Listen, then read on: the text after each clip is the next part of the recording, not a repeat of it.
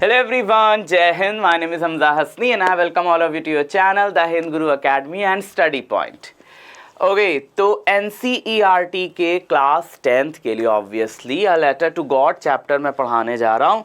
Part one क्या मैंने इसमें पूरा कर दिया। मैंने कहा पार्ट 1 क्या, इतना छोटा सा तो चैप्टर है, एक बार में ही हम पूरा पढ़ लेते हैं, ठीक है।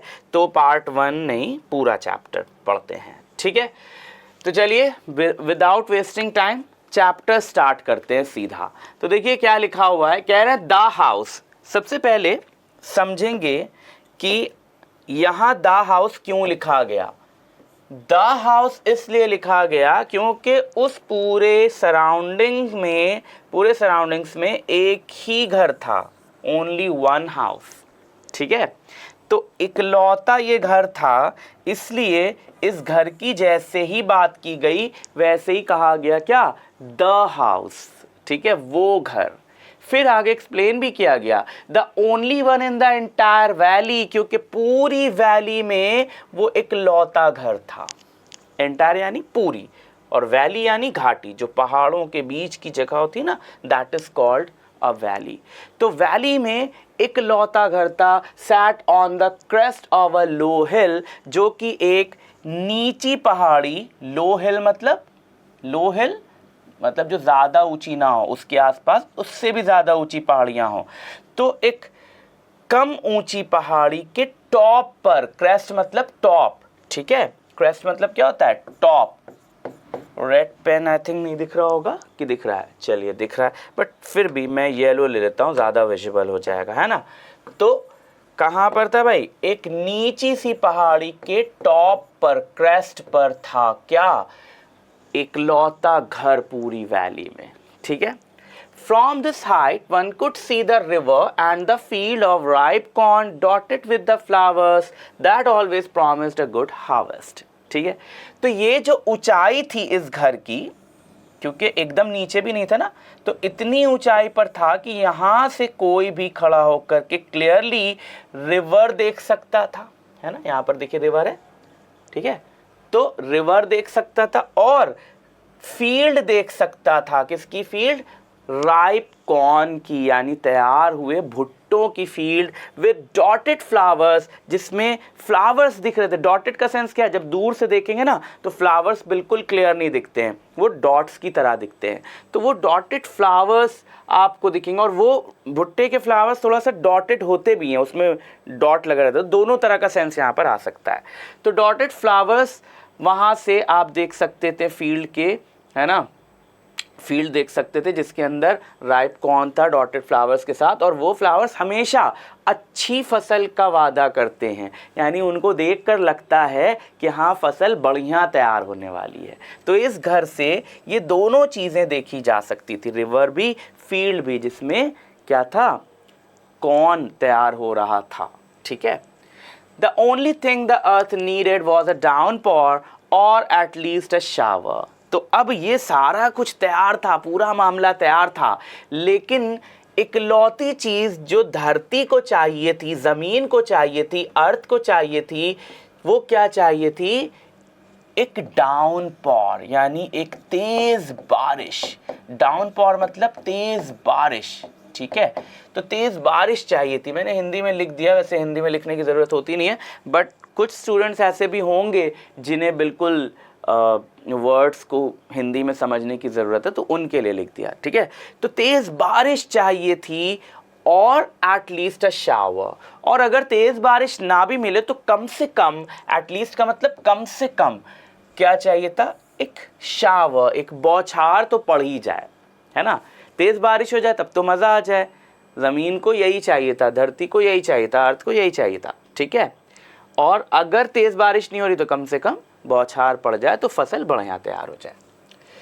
Through out the morning Lencho, अब यहाँ पर protagonist of the chapter, protagonist मतलब लीड कैरेक्टर, मेन कैरेक्टर इस चैप्टर का इंट्रोड्यूस हुआ, जिसका नाम है लेंचो, ठीक है। तो कह रहे हैं पूरी सुबह, through out the morning, Lencho who knew his fields intimately had done nothing else but see the sky towards the north east. Lencho पूरी सुबह लेंचो, जो कि जानता था अच्छी तरह से कि उसकी फील्ड में अब उसे कुछ नहीं करना, उसने सारा काम कर दिया, उसने बुआई कर दिया और जो मेहनत कर सकता है एक किसान, एक फार्मर, वो सारा कुछ लेंचो कर चुका था।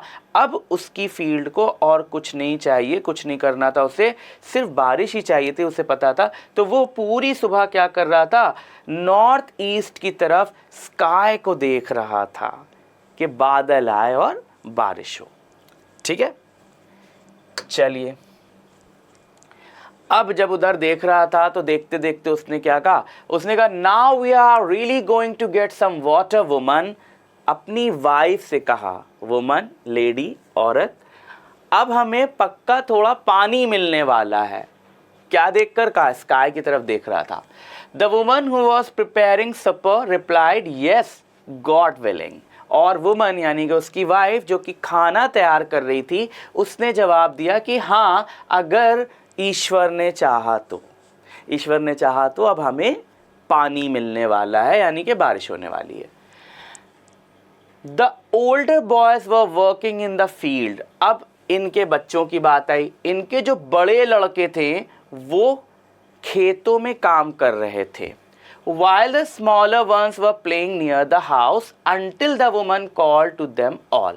और जो छोटे बच्चे थे, छोटे लड़के, वो घर के ही पास खेल रहे थे।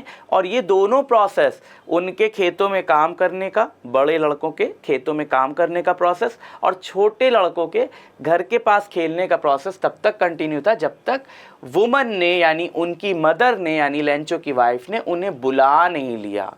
और उन्होंने बुलाकर क्या कहा, कम फॉर डिनर, आओ खाने के लिए आओ। ठीक है, अच्छा, डिनर के बारे में लोगों को अक्सर ये कन्फ्यूज़न होता है कि डिनर रात का ही खाना होता है। ऐसा ज़रूरी नहीं है। डिनर दिन भर का मेन मील होता है, वो दिन में भी खाया जा सकता है। ऐसा ज़रूरी नहीं है कि डिनर रात में ही खाया जाए। ठीक है, तो यहाँ सिचुएशन रात की आप मत समझ लीजिएगा डिनर सोच करके। बादल उसे आता दिख रहा है तो मतलब दैट्स नॉट फॉर नाइट, ये ज़रूरी नहीं है। फिर it was during the meal that just as Lencho had predicted big drops of rain began to fall. और फिर जब वो लोग खाना खा रहे थे, खाने के ही दौरान क्या हुआ, जैसा कि लेंचो ने प्रेडिक्ट किया था, लेंचो ने जैसा भविष्यवाणी की थी, जैसा अनुमान लगाया था, जैसा आगे के लिए बताया था कि अब हमें पानी मिलने वाला है, तो वैसा ही हुआ कि बड़ी बड़ी बूंदें बारिश की गिरने लगीं। बड़ी बूंदें गिरने का मतलब क्या होता है कि तेज़ बारिश होगी। तो डाउनपॉर जो इन्हें चाहिए था उसकी उम्मीद बंध गई कि भाई अब जो है बारिश हो रही है बढ़िया। ठीक है, in the north east huge mountains of clouds could be seen approaching. और नॉर्थ ईस्ट की तरफ से बादलों के बड़े बड़े पहाड़, ह्यूज मतलब बड़े बड़े, विशाल, बड़े बड़े पहाड़। तो ये पहाड़ की बात नहीं हो रही है, ये बात हो रही है जब बादल बहुत ज़्यादा घिर जाते हैं आसमान में तो पहाड़ जैसे लगने लगते हैं। तो बड़े बड़े पहाड़ आते हुए दिख रहे थे। The air was fresh and sweet. और जैसे बारिश के टाइम पे बढ़िया मीठी मीठी सी एक खुशबूदार हवा चलती है ना, फ्रेश सी, वो हवा चल रही थी। The man went out for no other reason than to have the pleasure of feeling the rain on his body. और वो आदमी यानी कि लेंचो खुशी के मारे घर से बाहर निकल गया, और किसी काम के लिए नहीं, सिर्फ अपनी बॉडी पर बारिश का वो प्लेजर फील करने के लिए। यानी बारिश हो रही है, उसके बॉडी पर पानी पड़ेगा तो उसके लिए तो डबल खुशी है ना। एक तो वैसे भी बारिश में मज़ा आता है ना, दूसरा उसके लिए ये खुशी है क्योंकि उसकी फील्ड्स को, उसके खेतों को और कुछ नहीं चाहिए सिवाय बारिश के। ठीक है, and when he returned he exclaimed, these aren't raindrops falling from the sky, they are new coins. ठीक है, और जब वो वापस आया अंदर, बारिश में थोड़ा सा भीग करके वापस अंदर आया, तो उसने अंदर आकर एक्सक्लेम किया। एक्सक्लेम करने का मतलब अपना इमोशन एक्सप्रेस किया, और क्या कहा कि ये बारिश की बूंदें नहीं गिर रही हैं आसमान से, ये नए सिक्के हैं। ठीक है, यानी उसने बारिश की बूंदों को नए सिक्कों से कंपेयर किया। क्यों?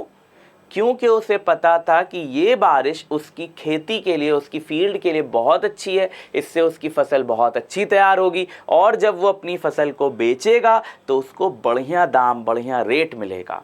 तो ये बारिश की बूंदें नहीं, ये एक तरह से सिक्के बरस रहे हैं हमारे लिए, ये उसने कंपेयर किया। ठीक है। The big drops are 10 cent pieces and the little ones are 5। तो उसने क्या कहा, ये जो बड़ी बूंदें हैं ये 10 पीसेस के सिक्के हैं और ये जो छोटी हैं ये 5 के हैं। तो बारिश को उसने किससे कंपेयर किया, कॉइन से। क्यों, क्योंकि बारिश अच्छी फसल लीड करेगी, मतलब अच्छी फसल होगी बारिश की वजह से और उसकी वजह से उसके पास पैसे आएंगे। ठीक है। तो बड़े सिक्के 10 cent pieces के बताएं और छोटे सिक्के 5 के बताएं। With a satisfied expression, he regarded the field of ripe corn with its flowers draped in a curtain of rain। फिर क्या हुआ भाई, अब वो सेटिस्फाइड हो गया कि बारिश तो हो रही है, क्योंकि उसकी फील्ड को सिर्फ बारिश ही चाहिए थी, बारिश के बाद उसकी फसल बढ़िया हो जाती है ना। तो अब एक सेटिस्फाइड एक्सप्रेशन के साथ वो अपनी फील्ड को, जो कि राइप कॉर्न की फील्ड थी जिसमें फ्लावर्स थे, उसको निहार रहा था और वो इस वक्त बारिश के पर्दे में ढकी हुई थी। बारिश के पर्दे का मतलब क्या है, बारिश जब होती है, रेन जब होती है, तो आप थोड़ा सा दूर का व्यू अगर देखेंगे तो ऐसा लगेगा जैसे नेट का पर्दा डला हुआ है बीच में। ठीक है, आपका जो विजन है वो थोड़ा सा ब्लर्ड होगा बारिश की वजह से, है ना। तो वो रेन के कर्टेन में, बारिश के पर्दे में ढकी हुई अपनी फील्ड को देख रहा था, बहुत सेटिस्फाइड था कि अब मेरा काम हो गया। But suddenly a strong wind began to blow and along with the rain very large hailstones began to fall। ठीक है, तो बहुत सेटिस्फाइड था, लेकिन अचानक से क्या हुआ कि तेज हवा चलने लगी, तूफानी टाइप की हवा चलने लगी। ठीक है, और बारिश के साथ साथ बहुत बड़े बड़े हेलस्टोन यानी ओले यानी बर्फ के टुकड़े। ठीक है, एक तो होता है स्नोफॉल, स्नोफॉल में क्या होता है, बहुत महीन बारीक पाउडर फॉर्म में, जैसे पाउडर जैसी बर्फ़ गिरती है ना, तो वो नुकसान नहीं पहुंचाती है। बट ये जो हेल स्टोन गिरते हैं ना, बड़े बड़े पत्थर जैसे बर्फ़ के टुकड़े, वो चोट मारते हैं। तो चोट मारेंगे तो ऑब्वियसली फसल ख़राब होगी। ठीक है, तो हेल स्टोन गिरने लगे। These truly did resemble new silver coins। और ये जो हेल स्टोन थे ये ऐसे लग रहे थे जैसे नए सिल्वर कॉइन्स हैं। अब देखिए, यहाँ कंफ्यूज्ड मत होइएगा, यहाँ दो कंपैरिजन हुआ इस चैप्टर में। एक कंपैरिजन लेंचो ने किया है। लेंचो ने कहा है कि ये जो बारिश की बूंदें हैं, इनमें बड़ी बूंदें 10 सेंट पेसोस की हैं और छोटी बूंदें 5 की हैं, है ना। तो लेंचो ने कंपेयर किया बारिश की बूंद को 10 सेंट से और 5 सेंट से। ठीक है, 10 सेंट कॉइन से 5 सेंट कॉइन से। लेकिन यहाँ पर क्या है, यहाँ लेंचो नहीं कंपेयर कर रहे हैं, यहाँ ऑथर कह रहे हैं कि वो जो हेल स्टोन है वो नए सिल्वर कॉइन से मिलते जुलते लग रहे हैं। तो हेल स्टोन को न्यू सिल्वर कॉइन से मिलाया गया है। ठीक है, फिर आगे कह रहे हैं the boys exposing themselves to the rain ran out to collect the frozen pearls. और लड़के फिर अपने आप को उन्होंने एक्सपोज कर लिया, यानी बारिश में खुले निकल गए और दौड़कर बाहर गए क्या करने, जमे हुए मोती इकट्ठा करने, कलेक्ट करने। तो देखिए, यहाँ हेल स्टोन को इन्होंने पहले कहा कि न्यू सिल्वर कॉइन से मिल रहे थे और फिर हेल स्टोन को ही इन्होंने फ्रोजन पर्ल्स भी कह दिया, जमे हुए मोती। ठीक है, तो हेल स्टोन को इन्होंने दो चीज़ों से कंपेयर किया, ऑथर ने, लेंचो ने नहीं किया, ऑथर ने कंपेयर किया, एक तो न्यू सिल्वर कॉइन से, दूसरा फ्रोजन पर्ल्स से। ठीक है, फिर है it's really getting bad now exclaim the man. वो मैन यानी कि लेंचो, अब उसने अपना एक एक डर सा उसके अंदर आया। ठीक है, तो उसने अपना इमोशन एक्सप्रेस किया और कहा कि अब वाकई चीज़ें खराब हो रही हैं, अब बहुत ख़राब हो रहा है। ठीक है, I hope it passes quickly, और मैं आशा करता हूँ कि ये जल्दी से बीत जाए। यानी ये जो हेलस्टोन गिर रहा है, हेलस्टोन की बारिश हो रही है, ये बुरा हो रहा है, ये जल्दी से बीत जाए। It did not pass quickly, लेकिन ऐसा हुआ नहीं, हेलस्टोन जल्दी से पास नहीं हुआ। For an hour the hail rained on the house, the garden, the hillside, the cornfield, on the whole valley. और 1 घंटे तक ओले गिरते रहे, ओलों की बरसात होती रही घर पर, गार्डन में, हिल साइड में, कॉर्नफील्ड में और पूरी वैली में 1 घंटे तक ओलों की बरसात होती रही। यानी एक तरह से वो अटैक चलता रहा, ठीक है। फील्ड के लिए वो एक तरह का जैसे हमला होता है ना, कहीं गोले बारूद गिरते हैं, उस तरह से फील्ड के लिए था वो। The field was white as if covered with salt, और पूरी फील्ड वाइट हो गई जैसे कि नमक से किसी ने ढक दिया हो। यानी इतने ओले गिर गए वहां पर जैसे पूरी फील्ड को किसी ने नमक से कवर कर दिया हो, इतनी ज्यादा फील्ड कवर हो गई ओलों से, इतने ओले गिरे, ठीक है।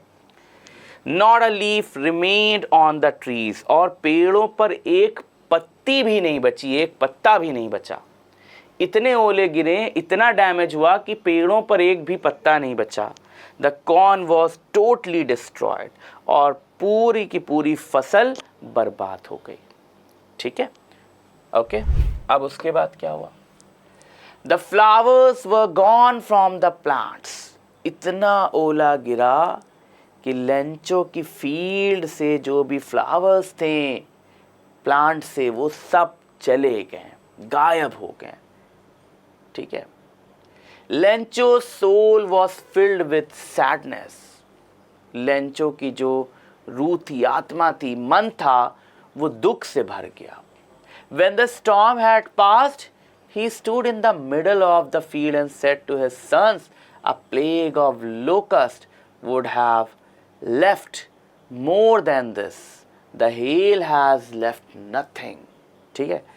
तो क्या हुआ भाई कि वहां पर पूरी तरह से यानी कि ओलों ने सब बर्बाद कर दिया, और जब स्टॉर्म बीत गया तो लेंचो, स्टॉर्म चला गया तो लेंचो अपने फील्ड के बीच में खड़े हो गए, और खड़े होकर के उन्होंने अपने बेटों से कहा कि अगर टिड्डियों का एक झुंड भी होता, टिड्डियाँ होती हैं, छोटी छोटी होती हैं, वो क्या करती हैं, उनका झुंड जब निकलता है ना तो जिस खेत में जाती हैं पूरा खेत बर्बाद कर देती हैं, ठीक है।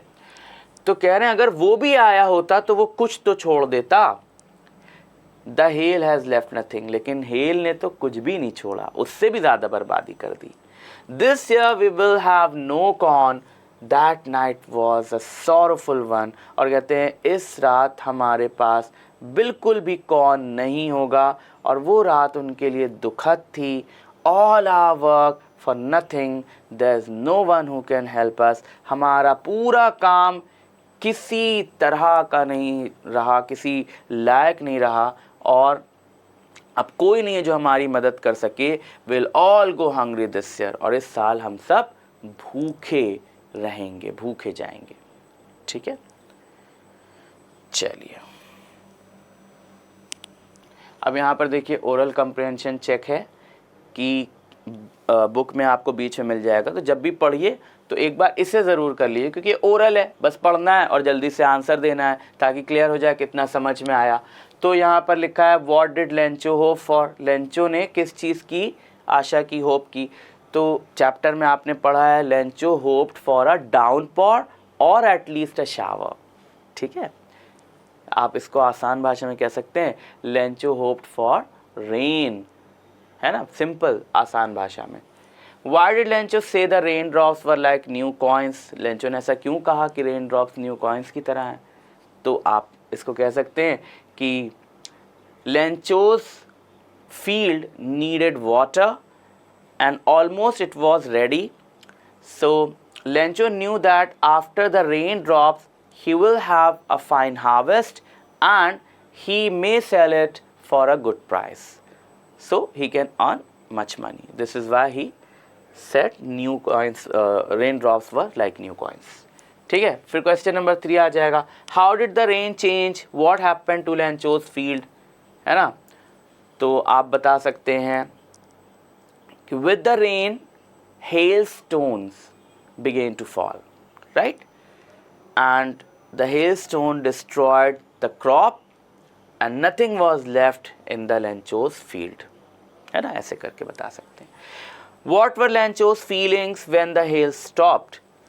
Lencho felt very sad and hopeless when the hail stopped because hail did not leave anything in the field.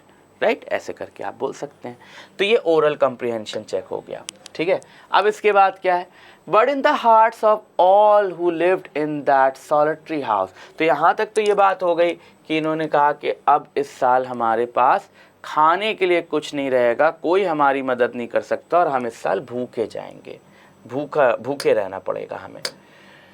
लेकिन but in the hearts of all who lived in that solitary house in the middle of the valley there was a single hope, help from God. लेकिन वो जितने लोग उस अकेले, solitary मतलब alone, अकेले घर में रह रहे थे, वो अकेला घर जो कि वैली के बीच में था, जितने भी लोग उस घर में रह रहे थे उन सब के दिलों में एक ही आशा थी, एक ही होप थी, और वो होप थी हेल्प फ्रॉम गॉड, कि उन्हें गॉड से मदद मिलेगी, ईश्वर से मदद मिलेगी. Don't be so upset even though this seems like a total loss, remember no one dies of hunger, that's what they say. और वो क्या कह रहे थे, क्या कहते हैं, no one dies of hunger, कहते हैं कि उदास नहीं हो, भले ही ऐसा लग रहा है कि सब कुछ लॉस में चला गया, टोटल लॉस हो गया, लेकिन याद रखो कि कोई भी भूखा नहीं मरता है. ठीक है, कोई भी भूखा नहीं मरता. All through the night Lencho thought only of his one hope. पूरी रात लेंचो ने अपनी उस एक उम्मीद के बारे में सोचा, द हेल्प ऑफ गॉड, कि गॉड से उसे मदद मिले. Whose eyes as he had been instructed see everything, even what is deep in one's conscience. Lencho conscience, okay. तो उसकी उम्मीद क्या थी कि उसे गॉड से मदद मिलेगी. गॉड वो है जिसकी आंखें सब कुछ देखती हैं, जैसा कि इंस्ट्रक्ट किया गया था लेंचो को बताया गया था कि गॉड वो है जिनकी आंखें सब कुछ देखती हैं, यहाँ तक कि वो गहरी बातें भी देखती हैं जो किसी के कॉन्शियंस में है, किसी के मन में चल रहा है. ठीक है, कॉन्शियंस अंतरात्मा, मन इस सेंस में आता है. तो किसी के मन की भी चीज़ें देख लेते हैं गॉड. ठीक. Lencho was an ox of a man. Lencho एकदम बैल की तरह काम करने वाला आदमी था. जैसे बैल क्या होता है, बैल जो है बुद्धि का इस्तेमाल कम करता है ना, विजडम का यूज़ कम करता है. तो लोग कह भी देते हैं, अगर कोई बेवकूफ़ है तो उसे कह देते हैं बैल बुद्धि है ना. तो कह रहे हैं कि लेंचो एकदम बैल की तरह का आदमी था, लेकिन वर्किंग लाइक एन एनिमल, जानवरों की तरह काम करता था in the fields. But still he knew how to write, लेकिन फिर भी उसे लिखना आता था, यानी एकदम अनपढ़ जाहिल टाइप का नहीं था. The following Sunday at daybreak he began to write a letter which he himself would carry to town and place in the mail. और अगले संडे डे ब्रेक यानी जैसे ही सूरज निकला, जैसे ही सुबह हुई, उसने एक लेटर लिखना शुरू किया. ठीक है, और वो लेटर जो खुद वो टाउन ले जाने वाला था और मेल करने वाला था. It was nothing less than a letter to God. और ये कुछ और नहीं था, ये गॉड के लिए लेटर था. गॉड, ही रोट, उसने क्या लिखा, God if you don't help me my family and I will go hungry this year. तो गॉड, अगर आप मेरी मदद नहीं करते हैं तो मेरी फैमिली इस साल भूखी जाएगी, यानी हम भूखे मरेंगे. मेरी फैमिली और मैं, हम भूखे मरेंगे, इस साल हम भूखे रहेंगे. I need 100 pesos in order to sow my field again and to live until the crop comes because the hailstorm. और डायरेक्ट यानी आगे उसने और चीज़ें लिखा. He wrote to God on the envelope. इसको envelope भी पढ़ते हैं, envelope भी पढ़ते हैं. Put the letter inside and still troubled went to town. और उसने लिखा कि भाई गॉड, अगर मतलब उसने लिखा गॉड, अगर आप मेरी मदद नहीं करते तो हमारी फैमिली और मैं हम भूखे जाएंगे इस साल, भूखे रहेंगे इस साल. और मुझे 100 पैसों की ज़रूरत है अपनी फील्ड में दोबारा बुआई करने के लिए, और जब तक फसल ना आ जाए तब तक रहने के लिए, जीने के लिए, क्योंकि हेल स्टॉर्म ने तो बाकी की कहानी उसने लिखा सब बर्बाद कर दिया. और फिर उसने लिखा एनवेलप पर टू गॉड, जैसे हम एड्रेस लिखते हैं ना जहाँ भेजना है, तो उस पर लिखा उसने टू गॉड. लेटर को एनवेलप में रखा और फिर उसने टाउन तक जाने की जहमत उठाई, परेशानी उठाई. At the post office, he placed a stamp on the letter and dropped it into the mailbox. Post office जा कर के उसने क्या किया, एक स्टैम्प लगाया उसने उसके ऊपर, ठीक है, लेटर पर, और उस लेटर को उसने क्या किया, मेल बॉक्स में डाल दिया, ठीक है. One of the employees, who was a postman and also helped at the post office, went to his boss laughing heartily and showed him the letter to God. और अब जब लेटर्स निकाले गए तो उसमें से एक एम्प्लॉय को लेटर मिला. तो पोस्ट ऑफिस में काम करने वाले एम्प्लॉयज़ में से एक को लेटर मिला जो कि एक पोस्टमैन था. तो वो एम्प्लॉय क्या था, पोस्टमैन भी था और वहाँ पर पोस्ट ऑफिस में हेल्प भी करता था. तो हेल्पर कम पोस्टमैन था. तो उसे जब लेटर मिला तो वो अपने बॉस के पास गया, खूब ज़ोर से हंसते हुए, एकदम जैसे हार्टली, एकदम दिल से, मन से हंसते हुए, ओपनली हंसते हुए वो गया अपने बॉस के पास और उसने लेटर टू गॉड जो था वो बॉस को दिखाया. Never in his career as a postman had he known that address. और अपने पूरे करियर में जब से वो काम कर रहा था तब से अब तक उसने कभी भी ऐसा एड्रेस नहीं जाना था, ठीक है. भाई गॉड का एड्रेस कौन ही बता पाएगा. द पोस्ट मास्टर, तो बॉस कौन था, पोस्ट मास्टर. तो बॉस ने यानी पोस्ट मास्टर जो था वो एक फैट एमिएबल फेलो था. फैट एमिएबल, फैट यानी थोड़ा मोटा, एमिएबल यानी फ्रेंडली, जॉली नेचर के लोग नहीं होते, हंसमुख टाइप के, खुश मिजाज, हंसमुख, है ना, मिलनसार, ऐसा आदमी था वो, है ना, जॉली नेचर का. ऑल्सो ब्रोक आउट लाफिंग, उसे भी हंसी आ गई. But almost immediately he turned serious and tapping the letter on his desk commented, "What faith!" तो पहले तो उसे भी हंसी आ गई, लेकिन फौरन ही वो फिर सीरियस हो गया और ऐसे लेटर को अपने टेबल पर ऐसे टैप करते हुए उसने कहा, क्या फेथ है, क्या भरोसा है, क्या विश्वास है गॉड पर, ठीक है. I wish I had the faith of the man who wrote this letter. काश मेरे पास भी उस आदमी के जैसा विश्वास होता जिसने इस लेटर को लिखा है. यानी काश मैं भी गॉड पर इस तरह से विश्वास कर पाता. Starting up a correspondence with God. यानी वो मतलब गॉड से ही बात करने लगा था एक तरह से, और गॉड से ही बात करते हुए वो कहने लगा क्या भरोसा है कि काश मेरे पास भी ऐसा भरोसा होता जैसा उस आदमी के पास है ना. So in order not to shake the writer's faith in God, the post master came up with an idea. तो पोस्ट मास्टर चाहते थे कि उस आदमी का भरोसा गॉड पर से ना हिले, ना डगमगाए, भरोसा खत्म ना हो. तो उस आदमी का भरोसा खत्म ना करने के लिए पोस्ट मास्टर के माइंड में एक आइडिया आया, आंसर द लेटर. और आइडिया क्या था कि इस लेटर को मैं आंसर करूंगा, इस लेटर का आंसर जवाब मैं दूंगा. But when he opened it, it was evident that to answer it he needed something more than goodwill, ink and paper.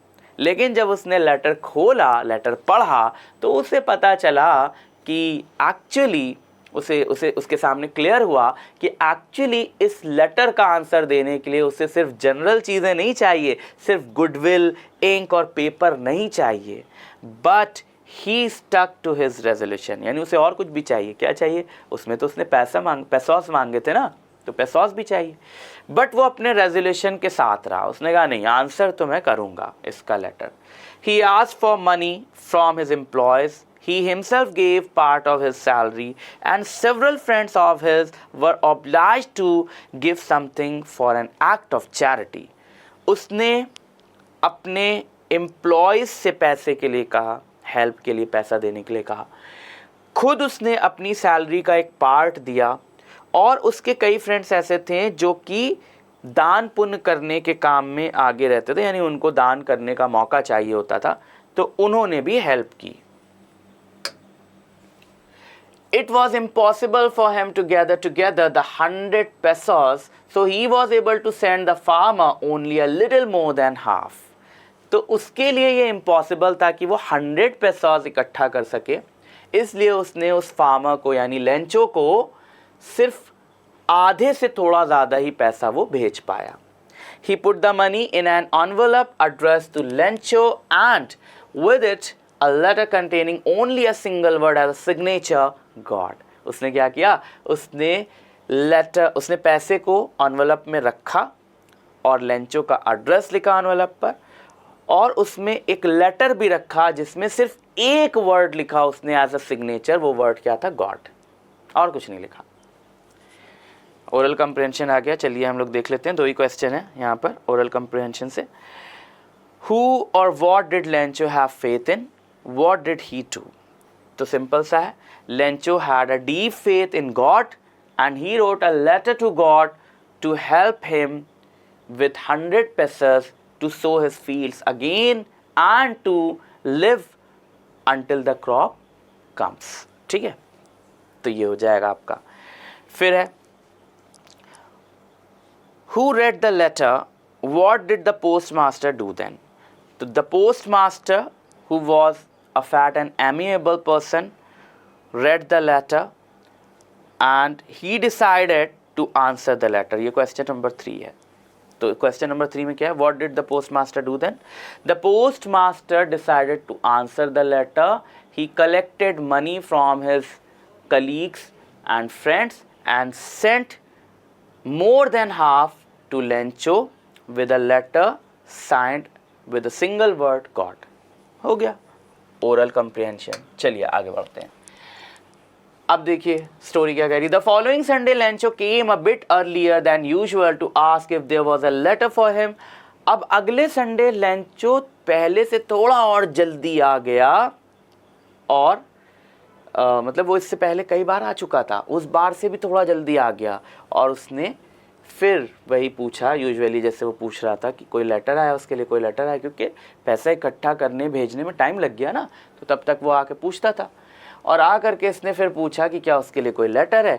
It was the postman himself who handed the letter to him while the postmaster experiencing the contentment of a man who has performed a good deed looked on from his office. ठीक है, तो postman जिसने उसका letter उठाया था पहले, जो हंसा था उस पर, जो बॉस तक लेटर ले गया था, उसी पोस्टमैन ने उसे ये वाला लेटर दिया जो कि पोस्टमास्टर ने गॉड साइन करके दिया था, पैसा जिसमें था. तो ये लेटर उसको दिया, लेंचो को दिया, और जब ये लेटर दे रहा था तो पोस्टमास्टर अपने ऑफिस से इन सारी चीज़ों को देख रहा था, और वो एक सेटिस्फैक्शन, कंटेनमेंट मतलब सेटिस्फैक्शन एक्सपीरियंस कर रहा था, महसूस कर रहा था. ऐसा सेटिस्फैक्शन जो किसी अच्छे काम को करके लोगों को मिलता है, तो वो अपने ऑफिस से उस सेटिस्फैक्शन के साथ देख रहा था. Lencho showed not a slightest surprise on seeing the money.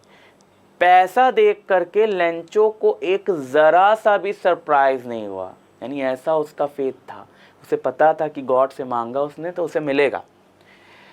Such was his confidence, ऐसा कॉन्फिडेंस था उसे. But he became very angry when he counted the money. लेकिन जब उसने पैसे गिने तो वो बहुत गुस्सा हुआ. God could not have made a mistake. उसे लगा गॉड से तो गलती नहीं हो सकती. Nor could he have denied Lencho what he had requested. और ना ही गॉड लेंचो को मना कर सकते हैं जो लेंचो ने रिक्वेस्ट किया है. Immediately Lencho went up to the window to ask for paper and ink. फौरन ही, तुरंत ही लेंचो विंडो पर गया पोस्ट ऑफिस की, और उसने वहां पर पेपर और इंक मांगा. On the public writing table, एक टेबल लगा होता है बीच में जिसमें पब्लिक बैठकर आराम से लिख सकती है. तो on the public writing table he started to write. Public writing table पर वो बैठ करके फिर लिखने लगा. With much wrinkling of his brow, अपनी भवों पर और ज़्यादा रिंकल डालते हुए, सिकोड़ते हुए भवें. Caused by the effort he had to make to express his ideas, क्योंकि वो एफर्ट कर रहा था कि वो अपने आइडियाज़ कैसे एक्सप्रेस करे, तो उससे चिंता से भवें सिकोड़ रही थी. When he finished he went to the window to buy a stamp which he licked and then affixed to the envelope with a blow of his fist. और फिर जब उसने लिखना ख़त्म कर लिया तो वो जल्दी से विंडो के पास गया, उसने एक स्टैम्प खरीदा, स्टैम्प खरीद कर उसने इसे लिक किया, यानी ज़बान से चाटा, लिक करना होता चाटना। स्टैम्प में ग्लू लगा होता, उसमें कोई लिक्विड चीज़ अगर लगा, पानी रखा होता है वैसे वहाँ पर, बट ये तो क्योंकि फार्मर था, इसने मतलब इतना मैनरफुल नहीं था ना, ऑब्वियसली लिख किया और लिख करके उस पर रख करके अपने मुट्ठी, फिस्ट मतलब मुट्ठी, मुट्ठी से ऐसे धड़ाम से मार करके उसे चिपका दिया। The moment the letter fell into the mailbox, the postmaster went to open it. और जिस पल वो लेटर मेल बॉक्स में गिरा, यानी जैसे ही उसने डाला, पोस्टमास्टर एकदम मतलब बेसब्रे होकर के एकदम जल्दी से गए और उन्होंने लेटर को निकाला, ओपन किया। इट सेड, लेटर में क्या था, God of the money that I asked for only 70 pesos reached me. जो पैसे मैंने आपसे मांगे थे उनमें से सिर्फ 70 pesos मुझ तक पहुंचे। Send me the rest since I need it very much. बाकी के पैसे भी मुझे भेजिए क्योंकि मुझे उनकी बहुत ज़रूरत है। But don't send it to me through the mail. लेकिन अब इस बार मुझे मेल से पैसे मत भेजिएगा, because the post office employees are a bunch of crooks Lencho. क्योंकि ये जो पोस्ट ऑफिस के एम्प्लॉयज़ हैं ये सब लुटेरों का एक ग्रुप है, ठगों का ग्रुप है, दुष्ट लोगों का ग्रुप है।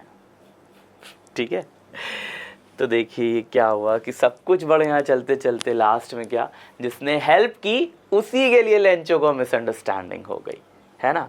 बट इट डजेंट मीन कि हम हेल्प करना छोड़ दें। तो यहाँ पर हमारा ये चैप्टर ख़त्म हुआ और अब मैं अपने अगले वीडियो में इस चैप्टर से रिलेटेड इम्पॉर्टेंट क्वेश्चंस और उनको कैसे आंसर करना है ये बताऊंगा। ठीक है, और वीडियो के लिंक में, वीडियो के डिस्क्रिप्शन में टेलीग्राम का लिंक दिया होगा, आप उससे हमारे टेलीग्राम चैनल से जुड़ जाइए। तो उस पर क्या करेंगे, हम जो भी नोट्स हैं इम्पॉर्टेंट वो हम PDF फॉर्मेट में भेजते रहेंगे, तो वो आपको मिलता रहेगा। ठीक है, चलिए आज के लिए इतना काफ़ी है, मिलते हैं नेक्स्ट लेक्चर में, तब तक के लिए बाय, जय हिंद।